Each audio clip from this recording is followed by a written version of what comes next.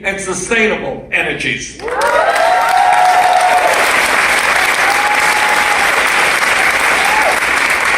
Donald Trump and his friends want to protect a corrupt campaign finance system which allows billionaires to buy elections. Well, we have a slightly different vision. We believe in one person, one vote, overturning Citizens United.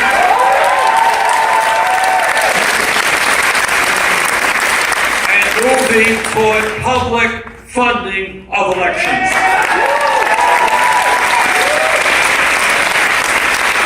Tell him, Bernie. Trump and his friends and the Attorney General want to expand upon a broken criminal justice system which has more people in jail in America than any other country on earth. We have a different vision, and that is investing in jobs and education, not jails and incarceration.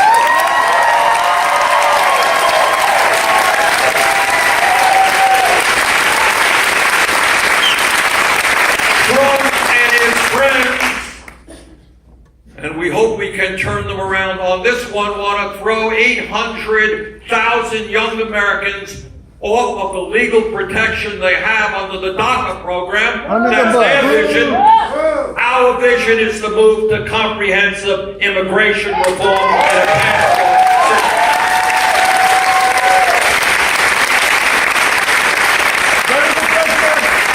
So the stakes are high because we are seeing a president and a billionaire class which wants to move this country more and more into an oligarchic form of society, a nation in which the billionaire class will control not only our economy but our political life. And our job and our belief is you're not going to do that. We are going to reinvigorate and revitalize American democracy. We're going to bring millions more into the political process, and we are going to create an economy and a government that works for all of us, not just the 1%. More and more education. That it is our job as a nation to understand that public education no longer can simply mean first grade to 12th grade. And our job now, when we talk about free public education, is to make certain that we are talking about making public colleges and universities tuition free in every state.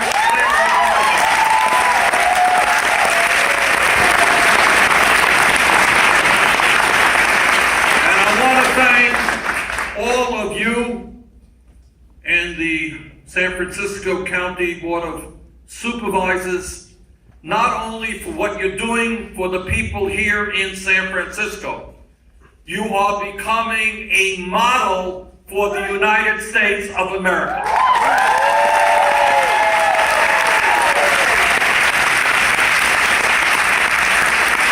Because if you think that young people and working people and parents all over this country are not asking their local officials, hey, how come in San Francisco they can make college tuition free? Why don't you do it in our community? That is what you're doing.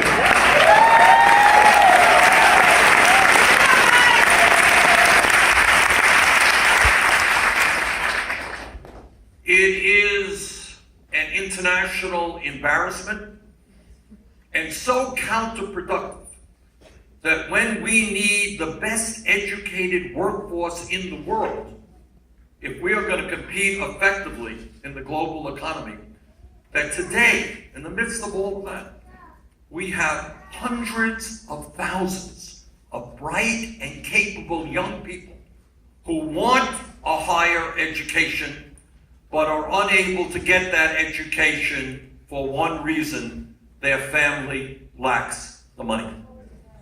And what we are saying today And the example that this college is setting is that everyone who has the desire and the ability should be able to get a higher education regardless of the income of that family.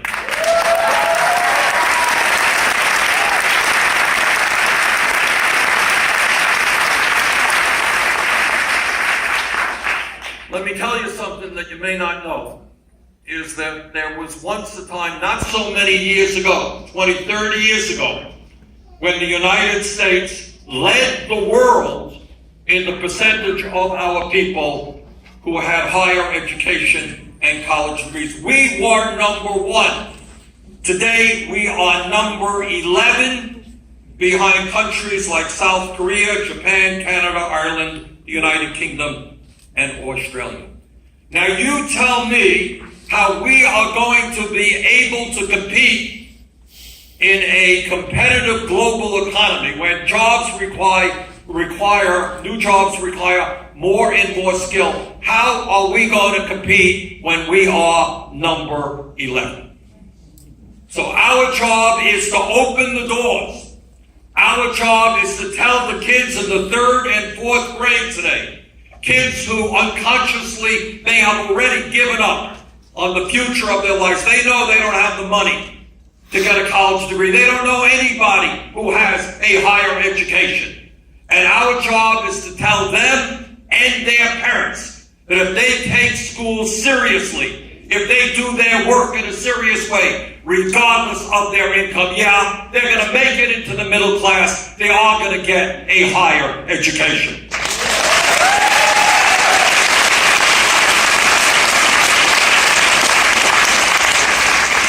When we talk about post-high school education, it's not just 4 years of college or even 2 years of community college.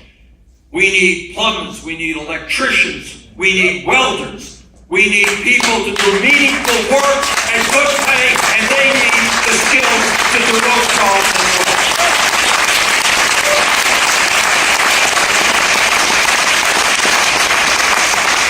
So not only is it basically nuts and counterproductive that we are telling hundreds of thousands of young people that they can't get an education because of their income. There is something else out there that is equally crazy. And that is we are punishing millions of Americans for the crime of going to college and leaving school deeply in debt. So number one, we're going to make public colleges and universities tuition free. Number two, we're going to significantly reduce student debt in this country.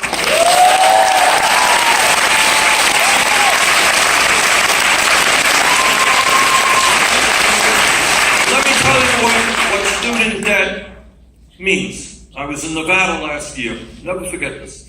Guy who seemed to me in his mid-50s or so. Guy says, you know, I took out student debt when I was in college. I am now paying more. I have more student debt today than I had when I was in college because I couldn't pay my debt and interest rates rose the principal.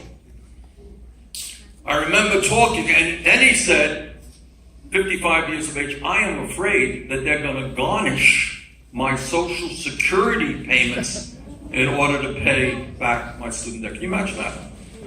And then I remember talking to a young woman in Burlington, Vermont, my city. And, all right, thank you, Vermonters. We may be a little small in California, but hey. And she said, she went to medical school, and she's doing exactly the right thing. She's practicing primary health care in a community health center. And she graduated medical school $300,000 in debt. I thought that, I couldn't believe that. But that turns out not to be all that unusual. And then I was in Iowa and I talked to a young woman. She graduated dental school $400,000 in debt. Okay. So what does all of that mean? It means that when you leave school deeply in debt, you got to gravitate yourself to those jobs that are going to pay you a lot of money to pay off that debt, rather than doing the work you would like to do. Now, if you leave school deeply in debt, you're not going to become a child care worker at a time when we desperately need good child care workers. You're not going to become a public law person. You're not going to work for legal aid or become a public defender when you're paying off $200,000 in debt from law school. So when we create a situation where people can leave school without student debt, free to go out and do what they want to do, you're going to create a nation of a lot more happy people and a lot more productive people doing the work they want to do.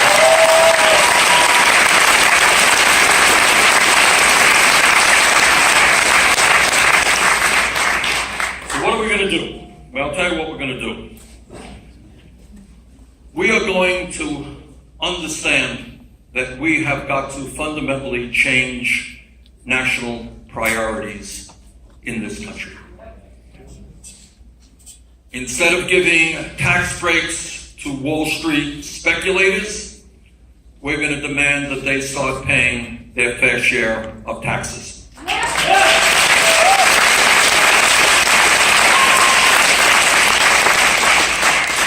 And we are going to use that funding, a very significant amount of funding, to make public colleges and universities tuition free. Now, what this is about, what you have done here at City College of San Francisco, is shown that when people get involved politically and when you elect people like Jane Kim and others, it makes a difference. Yes. It makes a difference. Yeah. Politics is not some abstract idea. It is concrete. And our job is to put together an agenda that speaks to the needs of working people and to elect officials who have the guts to fight and implement that agenda.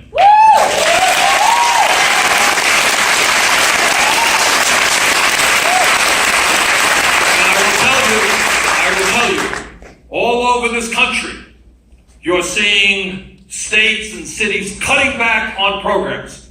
In Oklahoma right now, many children there are going to school 4 days a week.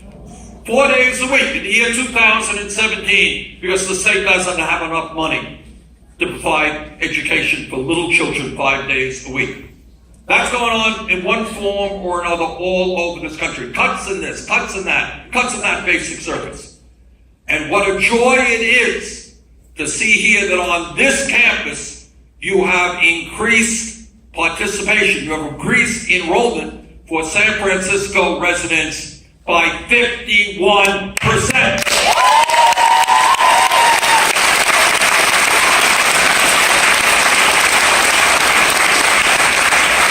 Instead of denying people what they are entitled to, you are giving people exactly what they need.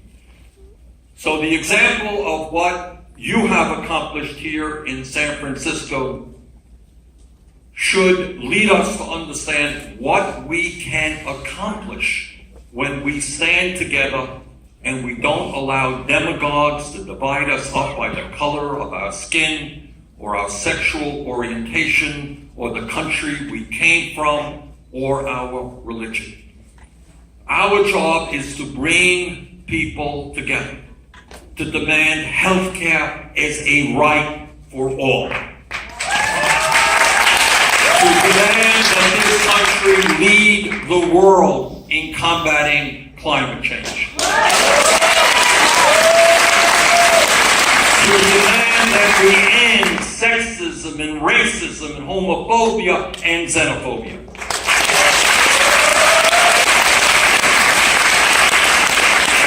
The political struggle of the moment is about is that there is nothing that I have said, or that Jane Kim has said, or that others have said, that is not supported by the vast majority of the American people. It's just a poll that came out the other day. Well over 60% of the American people believe that public colleges and universities should be tuition free.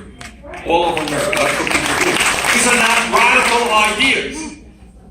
We have the ideas as progressives that the American people support.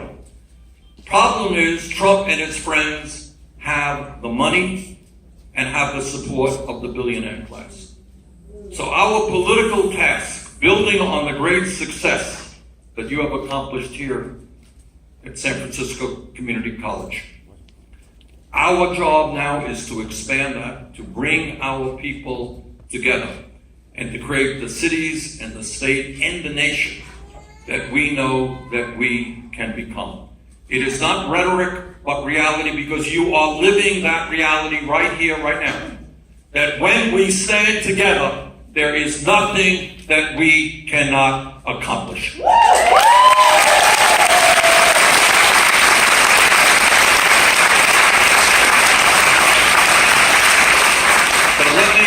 Let me just thank you all again. What you are doing is not only important for San Francisco, it is important for the nation. I've introduced legislation which will make public colleges and tuition free for working people. And with your support, we're going to make that happen for every state in this country. Thank you all.